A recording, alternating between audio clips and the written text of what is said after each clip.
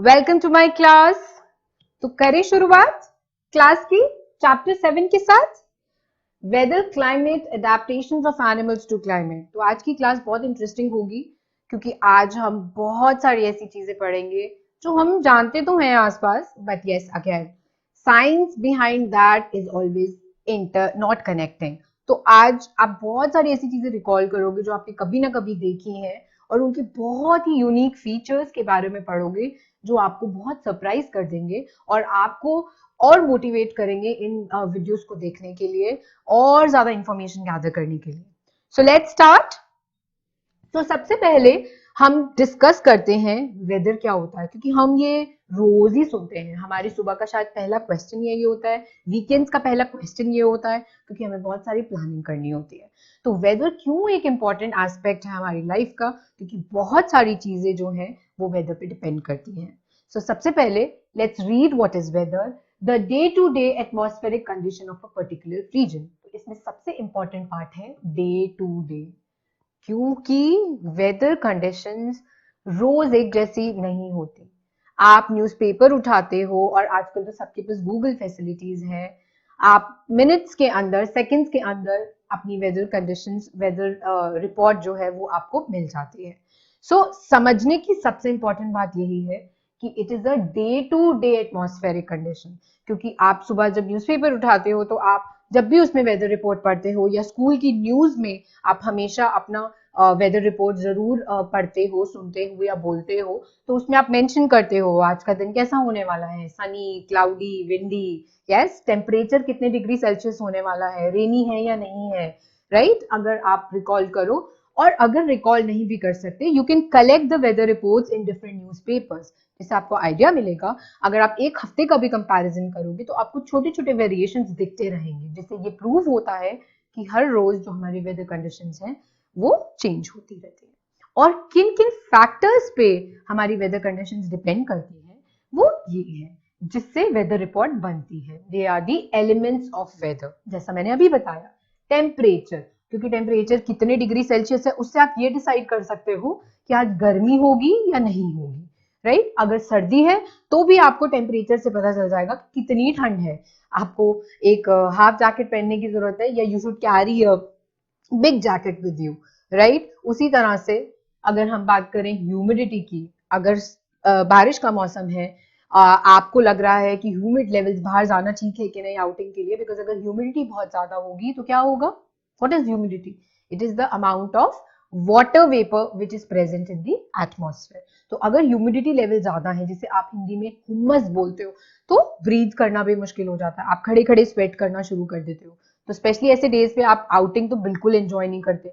और बहुत सारी एक्टिविटीज होती हैं जो इन पे डिपेंड करती हैं, क्योंकि अगर ह्यूमिडिटी लेवल ज्यादा होंगे, आप कभी भी, आपकी मम्मा जो है वो कभी भी कपड़े नहीं धुलवाएंगी या खुद नहीं धोएंगी। क्यों? क्योंकि वो सूखेंगे नहीं। और वो क्यों नहीं सूखेंगे? क्योंकि इवेपोरेशन होगी नहीं, आपका एटमॉस्फेयर ऑलरेडी बहुत सारे वाटर वेपर के साथ भरा हुआ है। Yes. So next is precipitation. What is precipitation? It can be in form of rain, it can be in form of snow. Depends कौन सी जगह पे हो। अगर आप बहुत ही हाई ऑल्टीट्यूड पे बैठे हुए हो, पोलर रीजन्स की बात करते हो, तो ऑब्वियसली वहां पे स्नो बहुत कॉमन चीज है। And if you are talking about a place like us, तो वहां पे रेन हो सकती है। तो हमारी डे टू डे एक्टिविटीज इन सब एलिमेंट्स पे डिपेंड करती हैं। हमारे लिए बहुत जरूरी है जानना वीकेंड्स पे रेन होंगी कि नहीं होंगी, क्योंकि वेदर प्रिडिक्शन पहले ही आ जाती है, राइट? आप उसी हिसाब से प्लान कर सकते हो। Then you have wind. Of course it's a factor because आजकल storms भी बहुत frequent होने शुरू हो गए हैं. Again, you can't move out very easily. Small kids cannot go out very easily. So children, all these elements help you to decide a lot of things for your day-to-day activities. So please remember, ये जो elements हैं वो हमारी day-to-day life से बहुत ज़्यादा connected हैं और हमारे लिए बहुत ही important है इन सब की लेवल्स को जानना, ताकि हम अपनी प्लानिंग अच्छे तरीके से कर सकें। तो नेक्स्ट मैं आपको दिखाती हूँ कौन कौन से रीजन्स में किस किस तरह का क्लाइमेट टाइप होता है। लेकिन एक इंपॉर्टेंट चीज है, यहाँ पे मैं वेदर नहीं बोल रही हूँ, मैं क्लाइमेट बोल रही हूँ। अब इसका क्या मतलब है? मैं वेदर कंडीशंस क्यों नहीं बोल रही, मैं क्लाइमेटिक कंडीशंस क्यों बोल रही हूँ? दोनों में क्या डिफरेंस है? तो इस स्लाइड में हमारे लिए बहुत जरूरी है समझना कि वेदर और क्लाइमेट के बीच में क्या डिफरेंस है। वेदर, जैसा कि मैंने अभी आपको पढ़ाया, it's a day to day condition जो हर रोज बदलती है, लेकिन जब मैं क्लाइमेट की बात करती हूँ तो हमने कुछ कैटेगरीज बनाई हुई हैं। जैसे इंडिया में हम कहते हैं ट्रॉपिकल क्लाइमेट है, कीनिया में हम कहते हैं it's a desertic climate, Greenland में इट्स अ पोलर क्लाइमेट, और अगर हम रशिया की बात करें तो इट्स अ टेम्परेट रीजन। तो ऐसा क्यों है? क्योंकि ये कुछ पैरामीटर्स हैं। अगर हम डेजर्ट टाइप ऑफ क्लाइमेट की बात करते हैं तो हमें पता है कि डेजर्ट में रेत होती है, और रेत की क्वालिटी होती है कि वो जितनी जल्दी गर्म होती है उतनी जल्दी ठंडी होती है। तो थ्रू आउट द ईयर वहां पे क्या होगा, रेत तो कहीं चली नहीं जाएगी, तो आपके जो डेज होंगे वो बहुत गर्म होंगे और जो आपकी नाइट्स होंगी वो कंपेरेटिवली कूलर होंगी। ऑलराइट, उसी तरह से अगर मैं बात करती हूँ पोलर की, पोलर क्लाइमेट की, तो नाम से पता चल रहा है थ्रू आउट द ईयर वहां पे मोस्ट ऑफ द टाइम्स बर्फ ही बर्फ होती है, सब कुछ फ्रोजन फॉर्म में होता है क्योंकि जो टेम्परेचर है वो बहुत ज्यादा लो होता है। ये एग्जाम्पल्स हैं। बार बार आप सुन रहे होंगे कि मैं रिपीट कर रही हूँ कि throughout the year, throughout the year. So सबसे इंपॉर्टेंट डिफरेंस एक वेदर और क्लाइमेट के बीच में यही है कि वेदर एक डे टू डे कंडीशन होती है, पर अगर हम क्लाइमेट की बात करें तो वो डे टू डे कंडीशन नहीं होती। क्लाइमेट जो है वो वेदर कंडीशंस का एवरेज होता है जो आप ओवर द ईयर्स लेते हो, और फिर आप कैलकुलेट करते हो उस एवरेज को, जिससे आप बता सकते हो कि किस तरह का क्लाइमेट वहां पे और थ्रू आउट द ईयर होता है। So this is the basic difference between a climate and weather. इसीलिए हमने स्पेसिफिक कैटेगरीज दी हुई है कि इंडिया में ट्रॉपिकल क्लाइमेट होता है। और ट्रॉपिकल का मीनिंग क्या होता है? ट्रॉपिकल का मतलब होता है you have hot days, you have good amount of rainfall also. And when I am talking about desert, मैं आपको बता चुकी हूँ। When I am talking about polar climate, वो भी मैं आपसे डिस्कस कर चुकी हूँ। Then we come to temperate. अगर मैं टेम्परेट की बात करती हूँ तो टेम्परेट क्लाइमेट जो होता है वहां पे सिचुएशंस माइल्ड होती हैं। It can be cool to cold, it can be hot to very hot, so rainfall is also mild to severe. So हर चीज जो है वो एक बैलेंस आउट फॉर्म में होती है। So that's called a temperate kind of a climate. So सबसे ज्यादा इंपॉर्टेंट है ये भी जानना कि कौन लोग हैं जो इस सारी स्टडी को करते हैं और हम तक ये वेदर रिपोर्ट्स या ये क्लाइमेटिक रिपोर्ट्स पहुंचाते हैं। सच पीपल आर कॉल्ड मीटियोलॉजिस्ट, और इस स्टडी को हम मीटियोलॉजी भी बोलते हैं। और ये इसीलिए की गई है ताकि हम लोगों को अपनी चीजों को प्लान करने में बहुत हेल्प मिले। See, day to day is fine, but कई बार नेचुरल कैलामिटीज भी आ जाती हैं जिसके लिए हमारे पास वेदर कंडीशंस या क्लाइमेटिक कंडीशंस का सही तरह से पता होना बहुत जरूरी होता है। बिकॉज उससे आप मासेस को टाइम से बचा सकते हो, उनको सेफ्टी प्रोवाइड कर सकते हो। जो जैसा कि आपने देखा है कि कुछ सालों से, क्योंकि everybody is undergoing global warming, everybody knows climatic changes बहुत ही अजीब से हो रहे हैं, डिस्टर्बेंसेस बहुत अजीब सी हो रही हैं। सो इन केसेस में क्लाइमेटिक कंडीशंस या वेदर कंडीशंस का जानना हम सबके लिए बहुत बहुत जरूरी है। सो अगर हम बात करते हैं वहां पे रहने वाले ऑर्गेनिजम्स की जो वहां सर्वाइव करते हैं, मेरे लिए पॉसिबल नहीं होगा जाके पोलर रीजन में। छुट्टी इज फाइन, मुझे पता है कि मुझे ग्रीनलैंड जाना है फॉर एग्जांपल। आपने पढ़ा ग्रीनलैंड में किस तरह का क्लाइमेट है, पोलर क्लाइमेट। तो मेरा दिमाग कैसे चलेगा? सबसे पहले मैं ये जानूंगी कि वहां पे कितना टेम्परेचर है, क्योंकि उससे मैं डिसाइड कर सकती हूँ मुझे अपने लगेज में क्या क्या कैरी करना है। ऑलराइट, छोड़ो आयरलैंड ग्रीनलैंड की बात, अब मैं बोलती हूँ लेट्स गो टू गोवा। सो आपके लगेज में कैसा सामान होगा, कैसे कपड़े रखोगे आप? You know what is the climate of Goa, it's a coastal region, right? तो and you know days are very hot, nights again, because beaches है वहां पे, सैंड होती है, तो नाइट्स प्लेजेंट होते हैं। सो आपका वार्डरोब बिल्कुल चेंज हो जाएगा जो आप कैरी करोगे, right? Again let's go to a desert region, let's go to Rajasthan, let's go to Jaipur, let's go to Jaisalmer. All these are places which are facing which are having desert climate. तो वहां की मेरा जो luggage होगा वो बिल्कुल different होगा। क्यों? क्योंकि we are not actually surviving there. हमें सिर्फ एक शॉर्ट पीरियड ऑफ टाइम के लिए वहां जाना है एंजॉय करने, but during that course of time हमें अपनी सारी प्रिपरेशन करनी है ताकि हमारी बॉडी जो है वहां पे जाके नॉर्मल हो। क्योंकि अब आपकी बॉडी एक अलग टेम्परेचर जोन से निकल के एक अलग टेम्परेचर जोन में जाती है। इसीलिए बच्चों, जब भी आप छुट्टियों में कहीं घूमने जाते हो, इंडिया से बाहर, दिल्ली से बाहर, तो जब आप वापस आते हो, something which is very common, हम सब बीमार हो जाते हैं थोड़े टाइम के लिए। ऐसा क्यों? क्योंकि पहले आप यहाँ से वहां गए, आपका बॉडी बिल्कुल, आपकी बॉडी को 2-3 दिन लगते हैं वहां के हिसाब से जेल करने के लिए, अडाप्ट करने के लिए। और फिर क्या होता है, जब आप वहां से वापस आते हो, अगेन आपकी बॉडी के लिए एक झटका होता है, बिकॉज अगेन उनको वापस उस जोन से निकल के इस जोन में अडेप्ट करना है, and as a result you start falling ill, क्योंकि आपकी इम्यूनिटी जो है वो अफेक्ट होनी शुरू हो जाती है। But now if I talk about the organisms which are living there, उनके लिए क्या है? उनके लिए क्या है? अगर पोलर रीजन में कुछ पर्टिकुलर टाइप ऑफ ऑर्गेनिजम्स होते हैं, nature has taken care of everything, and now we are going to study about them one by one, कि गॉड ने उनको ऐसे कौन से स्पेशल फीचर्स दिए हैं जिसकी वजह से वो वहां पे सर्वाइव करते हैं for a longer period of time. Alright, so उससे पहले it's very important for us to define adaptation, which is the process of adjusting to survive in the habitat. क्योंकि हैबिटेट क्या होता है? The natural surroundings of a living organism. मछली को आप land पे कभी नहीं रख सकते, क्योंकि उसका नेचुरल हैबिटेट वाटर है, और वाटर में सर्वाइव करने के लिए नेचर ने उसको गिल्स दी हैं, स्ट्रीमलाइन बॉडी दी है, फिन्स दिए हैं, यस, ताकि परफेक्टली सब चीजें जो हैं वो इजीली कंट्रोल कर सके। बट लैंड पे वो सर्वाइव नहीं कर सकती, क्योंकि that is what a fish is not build for. उसकी बॉडी जो है वो इसलिए बनी ही नहीं है। और हम, क्या हमारे अंदर गिल्स हैं? नहीं, क्योंकि we are meant to live on land, हम पानी में सर्वाइव नहीं कर सकते। ऑलराइट, सो नेचर ने इन सब चीजों का ध्यान रखा हुआ है, जिसको हम वन बाय वन डिटेल में पढ़ेंगे। सबसे पहले मैं बात करती हूँ पोलर बियर्स की। आप देख सकते हो कितने क्यूट लग रहे हैं ये वाइट फर, और हम सबसे पहले उनको soft, you know, because of this फर हम उसको हमेशा स्नगल करते हैं, टच करते हैं, राइट। और आप एक और यूनिक फीचर देख सकते हो, द कलर इज वाइट। अब क्या आपको लगता है कि इनको अपने कलर से कुछ फायदा मिलता होगा?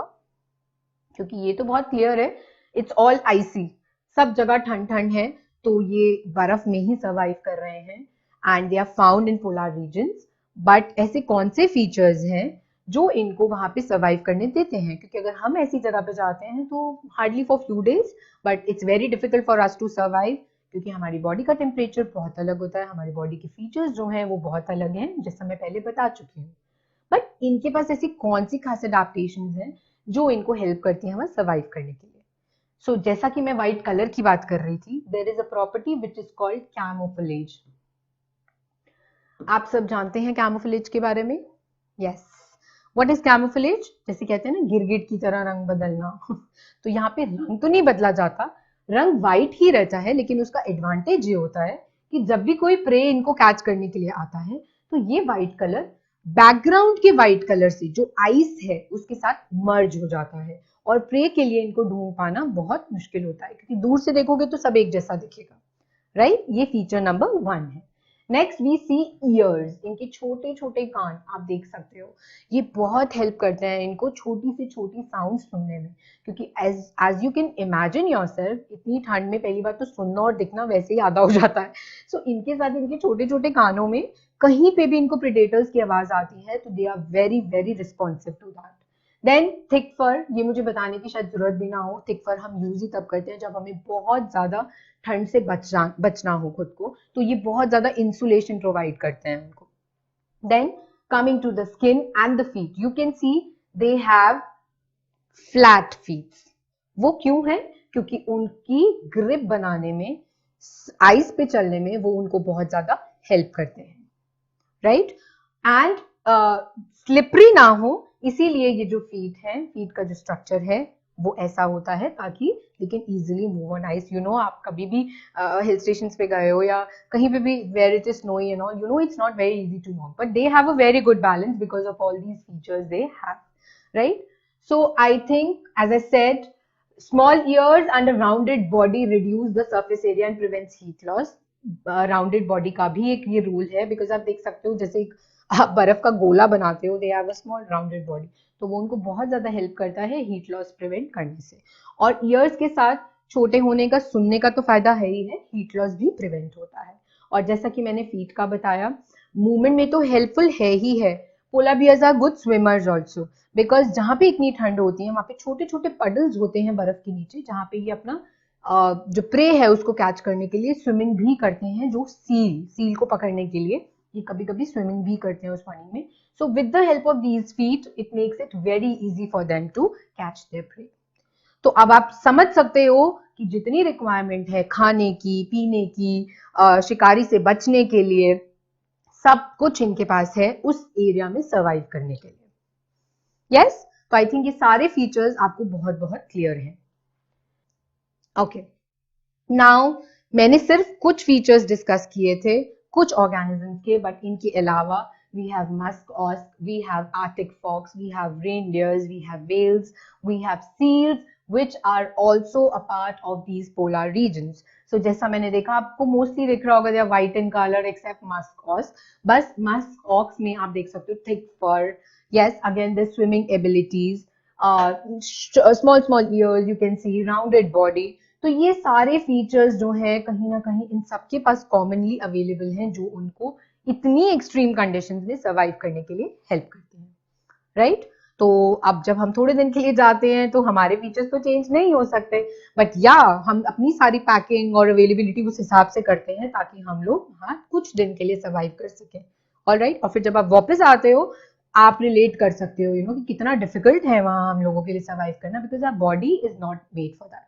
और आप जस्ट इमेजिन, मैं इसी पोलार बेयर को, इसी पेंगुइन को मैं अपने पास यहाँ ले आऊं, वो सर्वाइव करेगी? नो। क्यों? क्योंकि उनके फीचर्स यहाँ के लिए नहीं बने, alright? So this is the beauty of nature. Now let's talk about another amazing examples which are called migratory birds. Birds feed करना मेरी हॉबी है, मुझे बहुत पसंद है, और आई थिंक मेरे जैसे बहुत सारे लोग होंगे जो बर्ड्स को फीड करते हैं। लेकिन एक बहुत पर्टिकुलर चीज है जो आपने, मुझे नहीं मालूम नोटिस की है कि नहीं, बट मैंने की है। देयर कम्स अ टाइम जब बहुत ज्यादा ठंड पड़नी शुरू हो जाती है, धीरे धीरे धीरे धीरे धीरे धीरे एज वी मूव टू नवंबर, दिसंबर, जनवरी, क्या होता है जो बर्ड्स मेरे यहाँ रोज आती हैं वो कम हो जाती हैं आना, और फिर जब ठंड खत्म होनी शुरू हो जाती है लाइक फेब्रुअरी, मार्च, वो सारे बर्ड्स वापस आना शुरू हो जाते हैं जिनको एक टाइम पे आप फीड करते हो। तो वो इतने टाइम तक कहाँ गए थे? Because they don't have a particular, कोई उनका घर थोड़ी है कि वो थोड़े टाइम के लिए छुट्टी मनाने कहीं और चले गए हैं। बट येस, एक्चुअली वो छुट्टी मनाने कहीं और जाते हैं, बट कहाँ जाते हैं? This is again a beauty of nature, इसीलिए हम उनको माइग्रेटरी बर्ड्स बोलते हैं। माइग्रेशन का मतलब ही ये होता है आप एक जगह छोड़कर दूसरी जगह पे चले गए हो। लेकिन just imagine this beauty that इनके पास कोई गूगल मैप्स नहीं है, इनके पास कोई रूट मैप नहीं है, ना ही कोई ट्रेन है, ना ही कोई एयरप्लेन है। अपने आप विद द सेंसेस उनको पता चल जाता है दैट सीजन्स आर चेंजिंग। तो जब यहाँ बहुत ठंड होती है, दे मूव टू प्लेसेस जहाँ पे कंडीशंस ठीक हैं, दे कैन सर्वाइव, उनके सर्वाइवल के लिए। और जब तक यहाँ कंडीशंस नॉर्मल होती हैं वो इतना टाइम वहां स्टे करते हैं और उसके बाद वापस अपनी जगह पे आ जाते हैं क्योंकि वहां कंडीशंस बिगड़नी शुरू हो जाती है। वाओ, है ना कमाल की चीज? You can see these examples in Bharatpur bird sanctuaries, क्योंकि एक टाइम पे ये सारे बर्ड माइग्रेशन के लिए चली जाती हैं। तो जब भी आप गूगल करोगे आप देखना एक पर्टिकुलर सीजन होता है, स्पेशली द स्प्रिंग सीजन, ये सारी बर्ड्स वहां पे वापस आ जाती हैं, and it is during those times वहां पे बहुत सारा टूरिस्ट होता है। यस, उसका एक रीजन है। And what are the examples? Siberian cranes, flamingos, ये सब माइग्रेटरी बर्ड्स हैं जो अपनी अवेलेबिलिटी, क्लाइमेटिक कंडीशंस के हिसाब से अपना हैबिटेट चेंज करती हैं and then they return back. तो मेरे लिए तो सबसे इंटरेस्टिंग यही है कि they don't follow a map but they know exactly. Just imagine birds यहाँ से उठ के रशिया जा रही हैं, रशिया से फिर इंडिया वापस आ रही हैं। So it's amazing, right? Okay, अब हम बात करेंगे एक बहुत इंपॉर्टेंट हैबिटेट के बारे में विच is called tropical rain forest. और आप देख सकते हैं पिक्चर में कितनी सारी वेराइटीज हैं। You can see lion, you can see tiger, you can see elephants, giraffes, monkeys, frogs, toucans, chameleons, etcetera etcetera, बहुत सारे हैं जो इसमें शायद फिट भी नहीं हो रहे। बट ट्रॉपिकल रेन फॉरेस्ट में ऐसा क्या है? ये पेपर में क्वेश्चन बहुत बार आता है कि ऐसा क्या होता है ट्रॉपिकल रेन फॉरेस्ट में दैट इतनी सारी वेराइटी ऑफ ऑर्गेनिजम्स वहां सर्वाइव करती है। क्या कंफर्ट? यही होता है ना, किसी घर में अगर बहुत सारा कंफर्ट है तो वहां पे उतने मेंबर्स इजीली सर्वाइव कर सकते हैं। So similarly tropical rain forest का जो क्लाइमेटिक कंडीशंस हैं, अच्छी रेनफॉल होती है और वहां पे बहुत गर्मी नहीं, बहुत सर्दी नहीं, सो वहां की जो कंडीशंस हैं वो इन ऑर्गेनिजम्स के लिए बहुत सूटेबल हैं जो उनको सर्वाइव करने में हेल्प करती हैं। Alright, and they are very happy there. इसीलिए जब भी आप जंगल सफारी जाते हो, ऐसे जंगल जिम कॉर्बेट गए हो, अगर कभी किसी जंगल में किसी भी ऐसी जगह पे फॉरेस्ट में आपने कहीं विजिट किया होगा, तो अगेन वहां पे भी पर्टिकुलर सीजन्स होते हैं। स्पेशली अगर आप ट्रॉपिकल रेन फॉरेस्ट जाओगे, because again through out the year वहाँ का क्लाइमेट वैसा ही रहेगा, बट जब इनके लिए कंडीशन सूटेबल होती है ये तभी बाहर आते हैं, राइट। तो अब हम देखते हैं ऐसे कौन से फीचर्स इनके पास हैं जो बहुत ही यूनिक हैं और इनके सर्वाइवल में हेल्प करते हैं। Red eyed frog, normal frog सबने देखे हैं, but this is actually a very very amazing feature. आपके पास जब भी टाइम हो, go to national geographic, search there live videos, आप देखोगे एक्चुअली में इनके ऊपर पूरी पूरी स्टडी की हुई है, और जब आप उसको लाइव देखोगे you will be stunned. Actually में इनकी रेड बल्जिंग आईज होती है, इतनी बड़ी बड़ी आंखें, और वो भी रेड कलर की, बट वो उसका पूरा फायदा उठाते हैं क्योंकि ये बहुत स्मार्ट है। सबसे पहला आप देख सकते हो, they have a green coloured back. अब again think about it, green colour क्यों है? एनिमल्स बहुत स्मार्ट है। ग्रीन कलर कैसे हेल्प कर रहा है? कैमोफ्लेजिंग, जो मैंने बताया था आपको। What is camouflaging? अपना कलर बैकग्राउंड के हिसाब से बदल लेना, क्योंकि जब आप लाइव वीडियो में उसको देखोगे आप हैरान हो जाओगे, वो पत्ते के ऊपर बैठा हुआ और पता ही नहीं चल रहा, क्योंकि वो अपनी आंखें बंद कर लेते हैं और उस पत्ते के पीछे हाइड हो जाते हैं, और जैसे ही कोई प्रेडेटर इनको पकड़ने आता है ये फट से अपनी आंखें खोल देते हैं, और जो सामने वाला होता है वो डर जाता है और भाग जाता है, और इतने में इनको भी टाइम मिल जाता है भागने का। वहां पे हेल्प कौन करता है? इनके स्टिकी पैड्स, क्योंकि वो जिधर भी जंप करेंगे वहां पे स्टिक हो जाएंगे। So just see the beauty of nature, सब चीजें बिल्कुल एप्ट बैठ रही हैं। Green coloured back which helps them to hide in the forest, red bulging eyes which frightens the predator, and then they have sticky pads on the feet which helps them to climb from one place to another. So this is again a very beautiful feature of frogs. Now let's talk about toucan. यहाँ पे सबसे अजीब क्या लग रहा है birds के बारे में? बर्ड्स हम बहुत सारे देखते हैं, बट इस बर्ड का सबसे यूनिक फीचर है उसकी लॉन्ग लार्ज बीक, इतनी लंबी चोंच। पर उसका क्या कारण है? कुछ तो रीजन होगा जो नेचर ने उसको इतनी बड़ी चोंच दी है, हम बताते हैं। लार्ज बीक से it helps them to reach the farthest fruit, क्योंकि जो फ्रूट्स होते हैं वो हमेशा ट्री के बिल्कुल एज पे पाए जाते हैं, और अगर ये बर्ड वहां से लेकर वहां तक जाएगी, बिकॉज ऑफ इट्स वेट ये गिर जाएगी। तो नेचर ने उसको इतनी लंबी चोंच इसलिए दी है ताकि वो वहां खड़े रहकर भी इतनी दूर का जो फ्रूट है उसको खा सके। Wonderful. Then you see the feet of these toucans, they help to give them a grip, firm grip. वो आप देख ही सकते हैं, क्लॉज, क्योंकि आपने हमेशा बर्ड्स को देखा होगा कुछ आगे और कुछ पीछे, ताकि ग्रिप जो है वो पक्की तरह से बनी रहे ब्रांचेस के ऊपर। Then they have feathers. क्यों होते हैं feathers? Changes color and protects them from predators. Again वही logic, जो बैकग्राउंड के साथ मैच करे ताकि वो केमोफ्लेज कर सके और प्रेडेटर्स इनको पकड़ ना सके। So see, ये फीचर तो आई थिंक सब में ही कॉमन है about कैमोफ्लेजिंग। Then let's talk about lion-tailed macaque. अब ये आपको लंगूर की तरह दिख रहा होगा, कॉम्बिनेशन लग रहा होगा कि ये मंकी भी हो सकता है, ये लंगूर भी हो सकता है, बट इसकी अपने ही स्पेशल फीचर्स हैं। सबसे पहले तो this silver mane, what is this? It's a silver mane, you can see, जो किसी और में नहीं होती है। And what is the reason for the silver mane? It protects the face from the rain. It's a rain forest, बहुत सारी बारिश होती है, ये ट्रीज पे रहते हैं, तो अगर ये सिल्वर मेन नहीं होगी तो बारिश का पानी सीधा आंखों में और मुंह में जाएगा और लायन टेल्ड मकेक को कुछ दिखाई नहीं देगा। तो ये जो इतनी घनी सिल्वर मेन है वो उसको प्रोटेक्ट करती है रेन से। Then you can see eyes help to jump from one tree to another to escape the predators. तो आंखों का इस्तेमाल वो पूरा करते हैं, हर तरफ उनकी नजर होती है ताकि प्रेडेटर से वो बच सके। And then they have cheeky pouch. Cheeky means जो गाल है, you can see cheeky, why? बहुत सारा खाना स्टोर करने के लिए। वो एक ही साथ इतना खा लेते हैं पर उसको डाइजेस्ट धीरे धीरे करते हैं और वो अपने चीक्स में उसको दबा के रखते हैं ताकि जब उनको यूजेज हो, उनका छोटा सा रेफ्रिजरेटर है, they can slowly slowly slowly slowly eat it as per their needs. Alright, so I think ये सारे फीचर्स आपको बहुत क्लियरली समझ आ रहे हैं। अब हम बात करेंगे बिग कैट्स। ये कैट्स की कैटेगरी होती है अगर मैं लायन या टाइगर की बात करूं, राइट? और सबको इनके बारे में मालूम है। तो सबसे पहले हम बात करते हैं स्किन कलर की। प्लीज रिलेट, अभी तक मैंने जितना पढ़ाया उससे रिलेट करो। अब यहाँ पे अगर आप स्किन कलर देखते हो तो what is the skin colour? It's brownish dusky. क्यों है? क्योंकि it helps them to hide in the woods, क्योंकि ये ज्यादातर ग्रासलैंड्स की तरफ होते हैं। ऑलराइट, तो बैकग्राउंड क्या होता है? ड्राई होता है लिटिल बिट, जो ब्राउनी आता है, जो मैदान में भागने की जगह होती है, तो वहां पे जो इनका स्किन कलर है वो बिल्कुल बैकग्राउंड के साथ मैच करता है। देन क्लॉज, सबको मालूम है क्लॉज का बहुत बड़ा रोल है, क्योंकि सबसे पहले वो किसी भी प्रे को पकड़ते हैं तो पंजों से जकड़ते हैं, तो वो बहुत ही स्ट्रॉन्ग होते हैं और बहुत शार्प होते हैं। Then we are talking about eyes. Again, they have a very sharp eyesight, very sharp. क्योंकि उनको अपना प्रे लोकेट करने में बहुत बहुत हेल्प मिलती है। Eyes in front of head helps them to locate their prey.